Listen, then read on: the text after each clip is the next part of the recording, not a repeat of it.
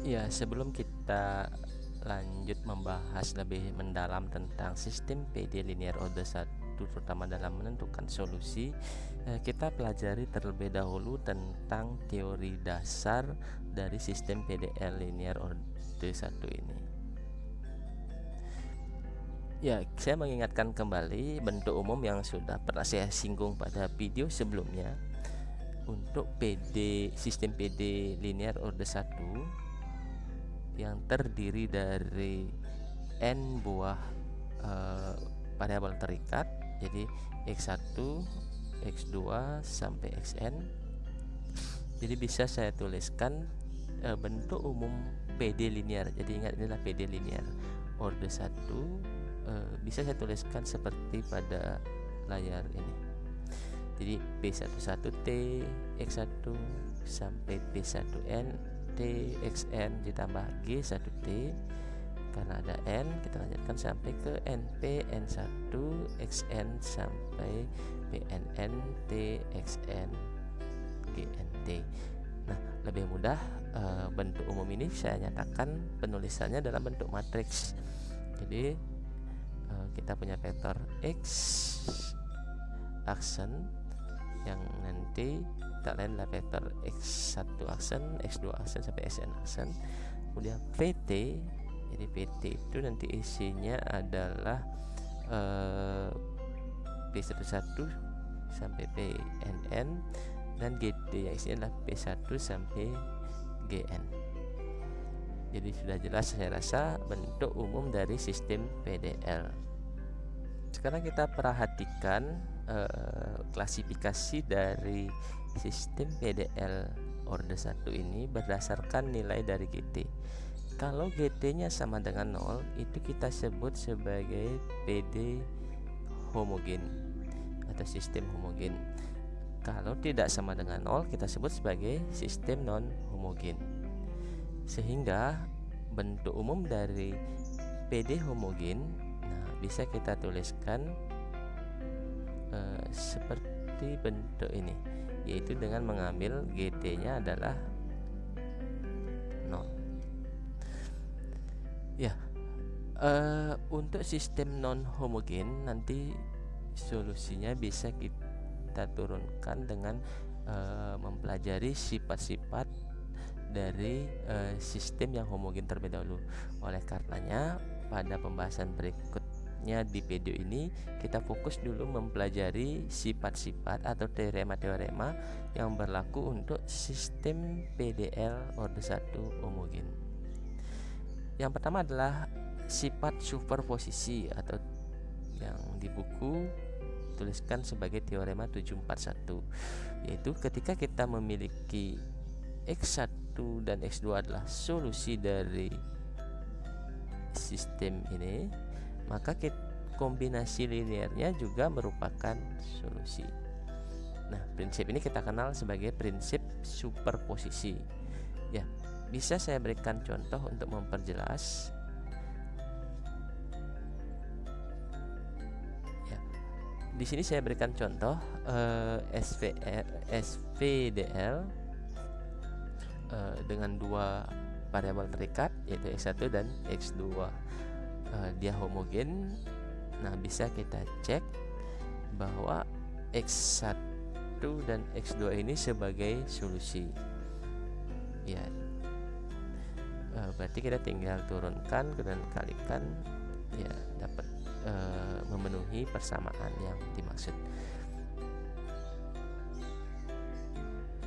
Ya, sebagai contoh untuk X1, saya akan tunjukkan bahwa dia itu memang solusi. Nah, saya turunkan di X1, saya peroleh turunannya adalah 1, 2, 3 E pangkat 3T, atau saya bisa tulis 36 E pangkat 3T. Nah, di satu sisi X aksen itu adalah 1411 kali X, sehingga nanti kita dapatkan 36. Jadi dari sini kita lihat, ya, sama atau memenuhi persamaan yang dimaksud. Dengan demikian dapat kita simpulkan X1 adalah solusi. Untuk X2 bisa Anda tunjukkan sendiri dengan cara yang sama bahwa itu adalah solusi.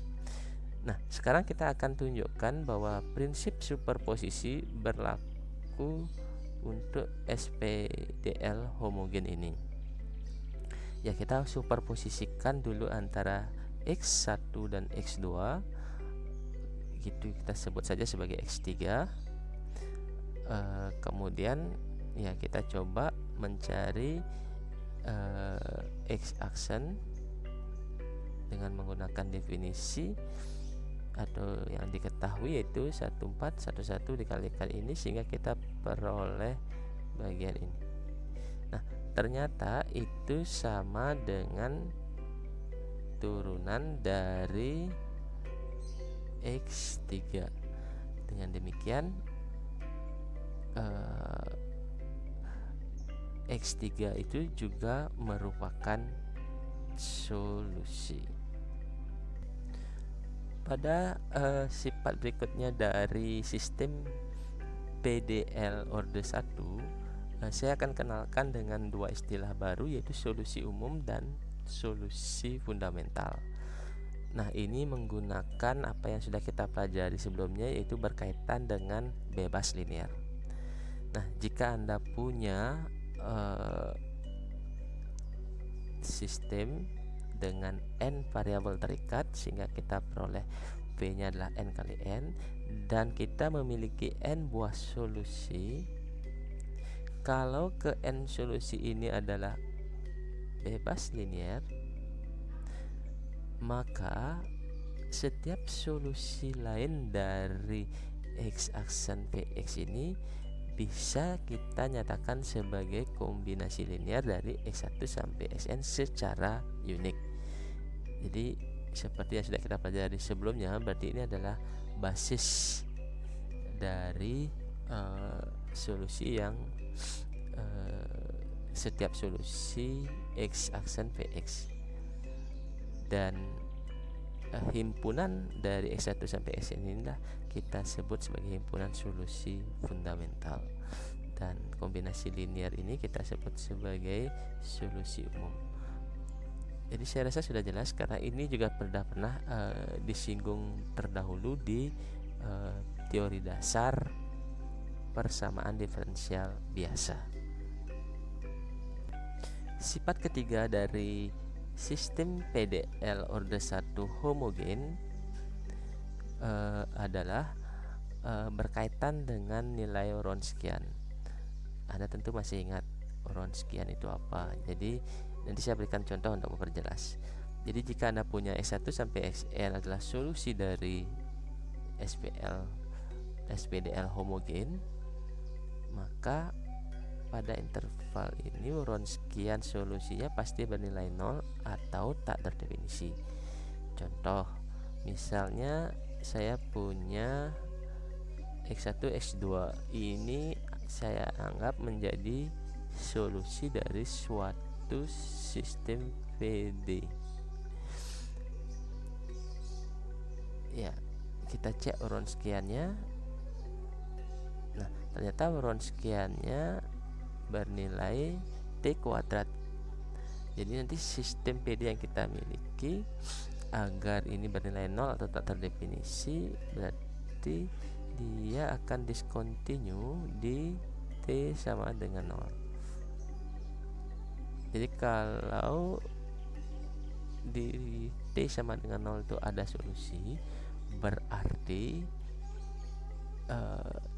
ini bukanlah solusi, karena di teorema 743 sudah disyaratkan bahwa ketika dia solusi maka haruslah Wronskiannya bernilai 0 atau tak terdefinisi. Oke, sekarang kita perhatikan apakah dia bebas linear atau tidak. Nah, ternyata antara X1 dan X2, kalau kita cari kombinasi linearnya, ya juga terjadi bahwa determinannya itu tidak sama dengan 0 ketika T tidak sama dengan 0. Jadi agar X1 X2 bebas linear maka T tidak sama dengan 0. Nah, dari kasus 1 dan 2, jadi untuk T tidak sama dengan 0, maka kita bisa menjadikan X1 X2 itu sebagai solusi, bahkan solusi fundamental. Nah, sekarang kita mencoba menemukan seperti apa VD atau sistem VD yang solusinya adalah X1 dan X2. Ya, kita perhatikan bahwa jadi X itu adalah kombinasi linear dari ini. Jadi kita bentuk itu sebagai basis untuk T tidak sama dengan 0. Turunannya adalah ini. Kemudian kita anulir persamaannya untuk menghilangkan C1 dan C2 dalam persamaan, sehingga nanti kita dapatkan C2 nya ini, C1 nya kita bisa anulir. Nah, karena kita ingin mencari PD nya, maka ya dari sini kita dapatkan bahwa C2 nya sama dengan ini, C1 nya sama dengan ini. Jadi kita dapatkan dengan mensubstitusi C1 dan C2 ke persamaan kombinasi linearnya, kita peroleh X1 nya adalah ini, X2 nya ternyata sama dengan X1 aksen. Jadi X1 aksen sudah kita dapatkan sama dengan X2. Nah, di sini X2 nya ya tinggal kita nyatakan dalam bentuk ini. Jadi kita sudah peroleh sistem PD yang berkaitan adalah X1 X2 aksen itu sama dengan 0. Ini satu, ini X1 X2. Saya rasa sudah jelas. Oke, dan kita berikutnya menginjak pada sifat yang terakhir. Sama ketika kita punya solusi X1, ya ketika kita punya solusi X1 sampai Xn dari sistem homogen ini, dan dia memiliki solusi awal